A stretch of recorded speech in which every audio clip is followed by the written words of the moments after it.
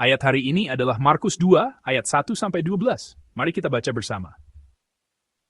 Kemudian, sesudah lewat beberapa hari, waktu Yesus datang lagi ke Kapernaum, tersiarlah kabar bahwa ia ada di rumah. Maka datanglah orang-orang berkerumun sehingga tidak ada lagi tempat, bahkan di muka pintu pun tidak. Sementara ia memberitakan firman kepada mereka, ada orang-orang datang membawa kepadanya seorang lumpuh, digotong oleh 4 orang. Tetapi mereka tidak dapat membawanya kepadanya karena orang banyak itu. Lalu mereka membuka atap yang di atasnya. Sesudah terbuka, mereka menurunkan tilam, tempat orang lumpuh itu terbaring. Ketika Yesus melihat iman mereka, berkatalah ia kepada orang lumpuh itu, "Hai anakku, dosamu sudah diampuni." Tetapi di situ ada juga duduk beberapa ahli Taurat. Mereka berpikir dalam hatinya, "Mengapa orang ini berkata begitu?" Ia menghujat Allah, "Siapa yang dapat mengampuni dosa selain daripada Allah sendiri?" Tetapi Yesus segera mengetahui dalam hatinya bahwa mereka berpikir demikian. Lalu ia berkata kepada mereka, "Mengapa kamu berpikir begitu dalam hatimu? Manakah lebih mudah mengatakan kepada orang lumpuh ini, 'Dosamu sudah diampuni,' atau mengatakan, 'Bangunlah, angkatlah tilammu dan berjalan'? Tetapi supaya kamu tahu bahwa di dunia ini anak manusia berkuasa mengampuni dosa." Berkatalah ia kepada orang lumpuh itu, "Kepadamu kukatakan, bangunlah, angkatlah tempat tidurmu dan pulanglah ke rumahmu." Dan orang itu pun bangun, segera mengangkat tempat tidurnya dan pergi keluar di hadapan orang-orang itu. Sehingga mereka semua takjub lalu memuliakan Allah, katanya, "Yang begini belum pernah kita lihat." Amin. Saya akan menyampaikan firman Tuhan dengan judul, Melihat Iman Mereka.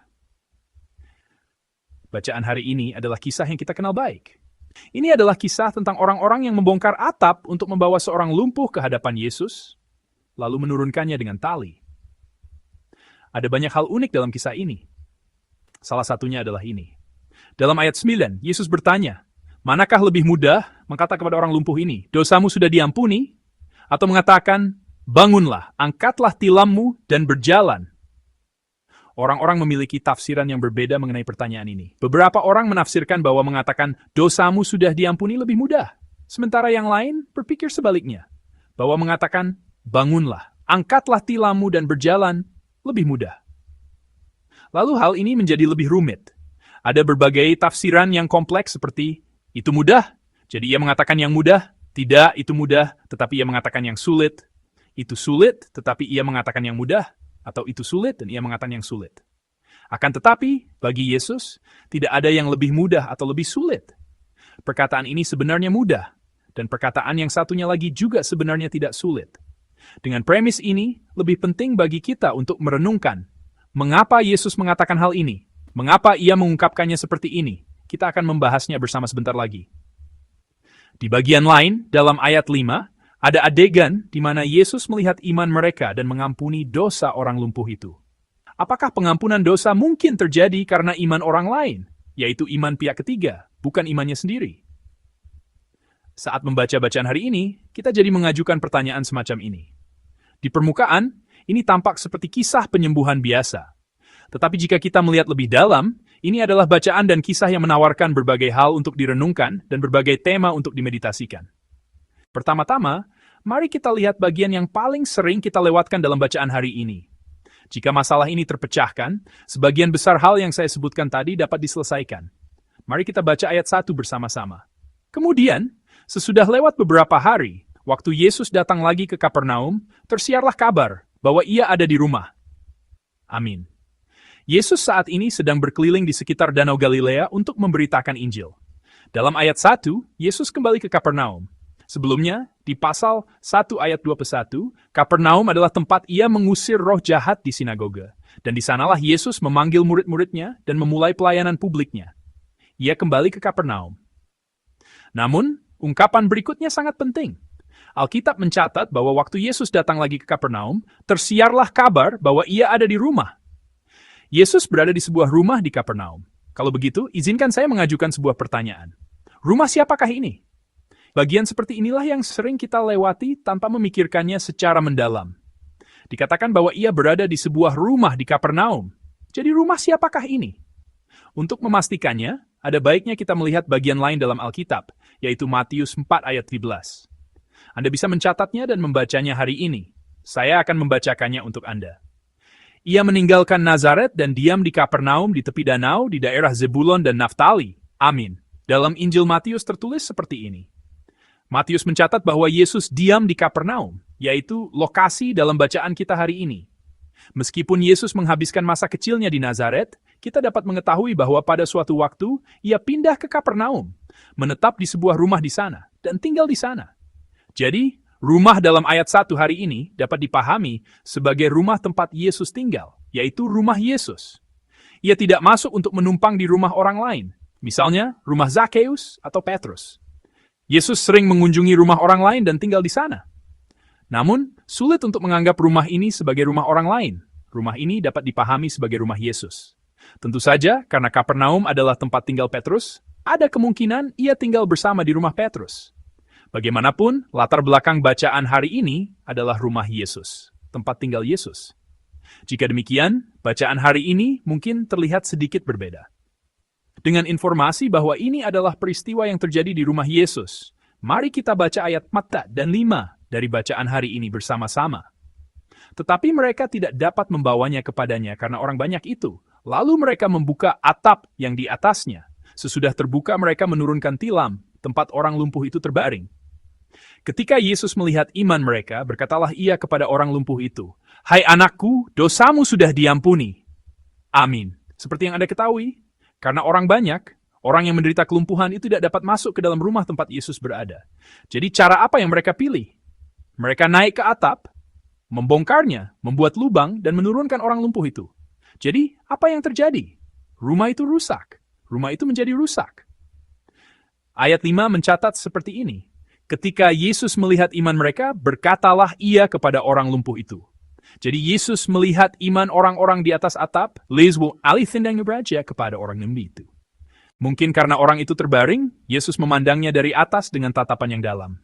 Lalu ia berkata, "Hai anakku, dosamu sudah diampuni." Poin penting di sini adalah, dosa apa yang ia maksudkan? Dosa apa yang ia katakan telah diampuni? Orang-orang cenderung berpikir tentang dosa yang menyebabkan penyakit. Hal ini karena orang zaman dahulu sering berpikir bahwa seorang jatuh sakit karena telah berbuat dosa dan menerima hukuman.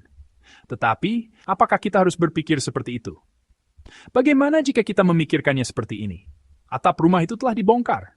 Rumah siapa? Rumah Yesus, tempat tinggal Yesus. Yesus mengalami kerugian. Orang lumpuh dan teman-temannya telah merugikan Yesus. Pada saat itulah Yesus mengatakan hal ini, "Dosamu sudah diampuni." Bukan dosa yang menyebabkan kelumpuhan, melainkan dosa merusak atap dan merugikan rumah. Sambil memikirkan dosa itu, Yesus mungkin mengatakan, "Dosamu sudah diampuni." Untuk membuat suasana yang canggung menjadi lebih jenaka dan lembut. Sebab, jika ia telah mengampuni dosa yang menyebabkan kelumpuhan, maka bersamaan dengan perkataan itu, orang sakit itu seharusnya langsung bangkit. Karena ia berkata, "Dosamu sudah diampuni." Maka bersamaan dengan perkataan itu, orang sakit itu seharusnya langsung sembuh dan bangkit. Yesus berkata, "Dosamu sudah diampuni." Dan pada saat yang sama, kelumpuhannya sembuh, dan orang ini seharusnya bangkit dan berjalan keluar. Tapi bagaimana kenyataannya? Ketika ia mengatakan perkataan itu, tidak ada apapun yang terjadi. Yesus berkata kepada orang yang telah merusak rumah tempat ia tinggal, "Tidak apa-apa, dosamu sudah diampuni, aku mengampunimu." Namun, kisah yang berjalan dengan biasa dan lembut ini kemudian menimbulkan masalah. Seorang ahli Taurat ternyata mendengar pernyataan pengampunan dosa dari Yesus. Ahli Taurat itu dalam hatinya sangat tidak senang dengan perkataan pengampunan dosa yang disampaikan Yesus dengan jenaka. Dalam hatinya, ia mencari-cari kesalahan dan menuduh ia menghujat Allah. Di sekitar kita, ada cukup banyak orang yang merasa tidak nyaman dengan segala hal. Dimanapun ada orang-orang yang selalu berusaha mencari-cari kesalahan dan memandang segala sesuatu dengan sinis. Di tempat Yesus menyampaikan firman pun, ada orang seperti itu. Namun, karena orang seperti ini, terjadilah sesuatu. Dalam peristiwa yang tadinya hendak Yesus lewati dengan jenaka, terungkaplah siapa Yesus sebenarnya. Ini adalah bacaan untuk besok, tetapi mari kita lihat sekilas. Yesus mengetahui isi hati ahli Taurat itu. Dan Yesus menyatakan bahwa peristiwa ini akan menjadi peristiwa yang memberitahukan bahwa di dunia ini anak manusia berkuasa mengampuni dosa. Karena sikap kritis dan sinis orang-orang, kemampuan Yesus untuk membaca hati manusia pun terungkap.